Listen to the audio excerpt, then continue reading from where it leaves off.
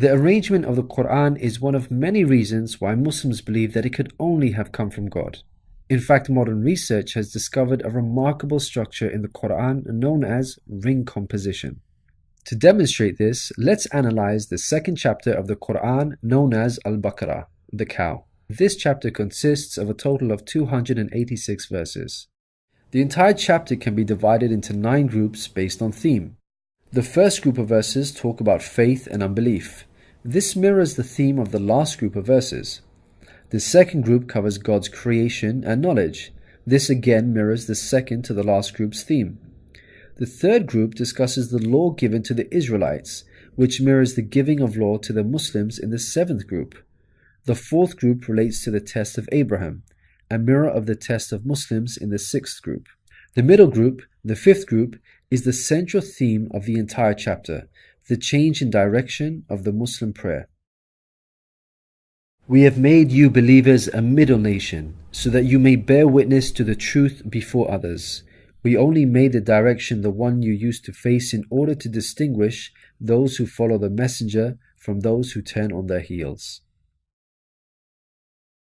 This turning point was the change in direction of the daily prayers from Jerusalem to Mecca, which represented a big test for the believers. We find the mention of this important turning point in exactly the middle of the chapter, the 143rd verse.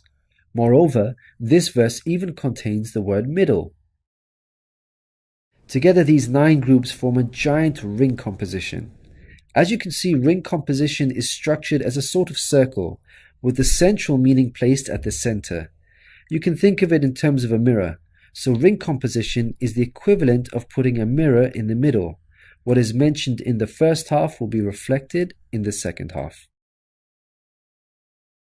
Things can be taken a step further. If we examine these 9 groups, we find that they each contain sub-ring compositions.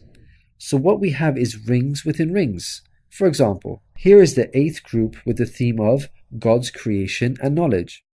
We can see that the beginning and the end both have the themes of giving and charity, and the central theme of God's power and knowledge is placed in the middle. Things can be taken further still.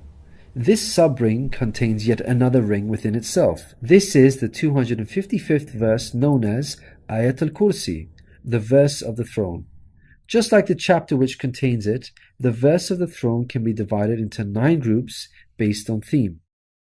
The first and 9th parts each mention God's personal names. The 2nd and 8th parts both state that God never tires. The 3rd and 7th parts describe that God owns everything in the heavens and the earth. The 4th and 6th parts make it clear that God has total control over us and we are dependent on Him. Notice that the middle of this verse mentions before and after, which could be yet another allusion to the mirroring of ring composition. It's worth highlighting that not only does the verse of the throne contain its own ring composition, but it is also positioned as a sub-ring within 2 larger rings, a concentric ring composition. We can see that this chapter of the Quran is marvelously designed, being precisely and tightly arranged according to the principles of ring composition. This precision in arrangement is in fact astonishing when we consider the timing of the revelation of these verses. To appreciate this, let's consider the analogy of building construction. Imagine you had the task of building a house. Rather than waiting until you receive all of the materials and then drawing up a carefully thought out design plan, you instead decide to proceed without complete knowledge of the constituent parts, constructing it piecemeal, adding to it bit by bit as and when you receive the individual materials. What are the chances that this approach will result in a well-constructed house? Unlike an organized approach where each part is placed in its best possible position according to a design plan, instead you have a situation where it seems each part is placed arbitrarily, depending on the order in which the parts were received. In such circumstances, you would most likely end up with a very poorly designed house, liable to collapse at any time. It is highly unlikely, perhaps even impossible, that this disorganized approach would end up with the same stunningly designed house as an organized approach. Yet this is exactly what we find with the Quran's structure. The builder in our example is the Prophet Muhammad, peace be upon him. The house that he began to build since its first verses were revealed to him is the Quran. The rooms and bricks in our construction example are its chapters and verses. He can never have a design plan in place for the Quran because the revelation of many of its verses depended on events that were out of his control, such as the social developments and challenges that he faced throughout his prophethood. For example, believers would come up to him and question him on a particular matter, or his enemies would challenge him. The responses in the form of revelation would then descend on him, addressing the specific situation that he was facing. How could Muhammad have devised such an intricate plan when he could not predict the events that would dictate the revelation of verses? Such an arrangement would have to be planned in advance, but this was not possible due to these events being out of his control. What this demonstrates is that the author was someone who could predict the future. Possessing knowledge of the unseen is a quality of God, not human beings. Some critics may point out that books prior to the Quran had this literary style and therefore we cannot use this as an evidence for the Quran's divine origin. However, comparing the Quran to other books is like comparing night and day for many reasons. Firstly, Prophet Muhammad, peace be upon him, was not a poet nor did he have any literary reputation. In fact, like many people at the time, he could not read or write.